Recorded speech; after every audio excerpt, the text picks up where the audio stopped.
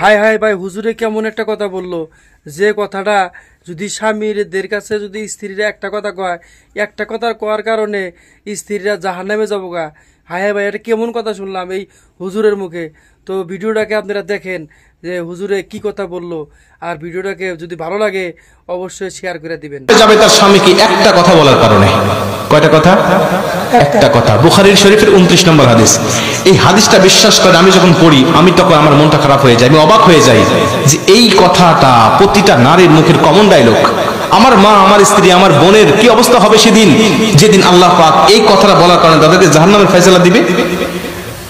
নবীজি বলছে, জিব্রাইলকে জিজ্ঞাসা করলাম, উরিতুন নারা ফাইদা আকতারু আহলিহা নিসাউ ইয়াকফুর। জিব্রাইল ভাই, এই যে এত নারীদের সংখ্যা জাহান্নামে দেখতেছি, এরা কেন জাহান্নামে আসছে? কি লা ইয়াকফুরনা বিল্লাহ, এরা কি আল্লাহর সাথে কুফরি করার জন্য আসছে? জিব্রাইল বলছে, না ইয়া রাসূলুল্লাহ, একজন মহিলা কেউ আল্লাহ জাহান্নামে দেয় নাই, এখানে যাদের দেখতেছেন কুফরি করার জন্য, সবাইকে দিয়েছে তার স্বামীকে একটা কথা বলার কারণে। নবীজি চিন্তিত হয়ে গেলেন, জিব্রাইল বলছো কি? একটা কথা বলার কারণে আল্লাহ জাহান্নামে দিয়ে দিয়েছে? বলছে, হ্যাঁ ইয়া রাসূলুল্লাহ, এদের আমল নামায় সওয়াব ছিল পাহাড় পাহাড় সম পরিমাণ। এরা নামাজ পড়েছে, এরা দান সদকা করেছে, এরা রোজা রেখেছে, এরা ভালো ভালো কাজ অনেক করেছে ইয়া রাসূলুল্লাহ, কিন্তু আজকে তাদেরকে স্বামীকে একটা কথা বলেছে দুনিয়াতে, আমার আল্লাহ তাদের উপরে এতটাই রাগান্বিত হয়েছে যে তাদের সব আমলগুলোকে বরবাদ করে দিয়ে আমার আল্লাহ তাদের ফয়সালা জাহান্নামে করে দিয়েছে। মুসলমান ভাইরা রে আমার, কথাটা মনোযোগ দিয়ে শোনেন, মা বোনেরা যারা পর্দার অন্তরালে রয়েছেন, আমি আপনাদেরকে বলি এই কথাটা কখনোই স্বামীকে বলবেন না। জিব্রাইল বলছেন, ইয়া রাসূলুল্লাহ, ইয়া হাবিবাল্লাহ, ওয়া ইয়াকফুরনাল আশিরা, এরা হলো প্রত্যেকটা স্ত্রী ছিল স্বামীর অবাধ্য স্ত্রী, কিন্তু একটা কথা মাঝে মাঝে তার স্বামীকে বলতো। কি বলতো? ইয়া রাসূলুল্লাহ, যখন স্বামীর কাছ থেকে কোনো কিছু চাইতো, স্বামী তখন স্ত্রীকে সেটা দিত। যখন কোনো ভালো খাবার চাইতো, স্বামী তাকে ভালো খাবার দিত। যখন কোনো জায়গায় ঘোরার জন্য আবদার করতো, তখন ঘোরানোর জন্য, সফরের জন্য স্ত্রীকে নিয়ে যাইতো। যখন কোনো ভালো পোশাক চাইতো, তখন ভালো পোশাকও স্বামী তাকে দিত।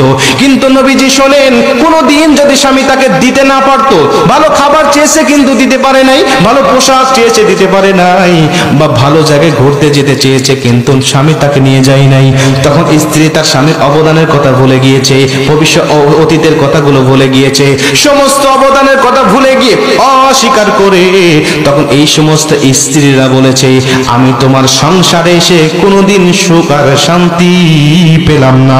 জোরে কর নাউজুবিল্লাহ। আমি তোমার সংসারে এসে কোনোদিন উত্তম কিছু পেলাম না, শান্তি পেলাম না, সুখ পেলাম না। আমি মেয়ে হয়ে বলেই তোমার সংসার করতেছি, অন্য কোনো মেয়ে হলে তোমার সংসার করতো না। সব মহিলাই কয়,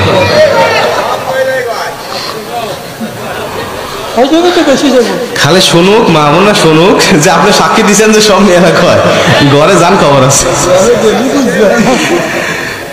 না। উনি সত্য কথা বলেছে, আমার জানা মতে এই কথাটা মেয়েদের মুখের কমন ডায়লগ। কথা বলেন ঠিক কিনা? মা বোনদেরকে বলতে চাই, স্বামীর অবাধ্য হবেন না। আপনার স্বামী আপনার জীবনের জন্য কতটা দায়িত্ব পালন করে, কতটা অবদান রাখে, যদি আমি এটা বুঝাতে চাই তাহলে অনেক সময় দরকার। একটু বোঝাবো, কিন্তু আমার ভয় হচ্ছে যে উঠে চলে যান না আপনারা। আলহামদুলিল্লাহ আপনার ভদ্র, আমি জানি আপনার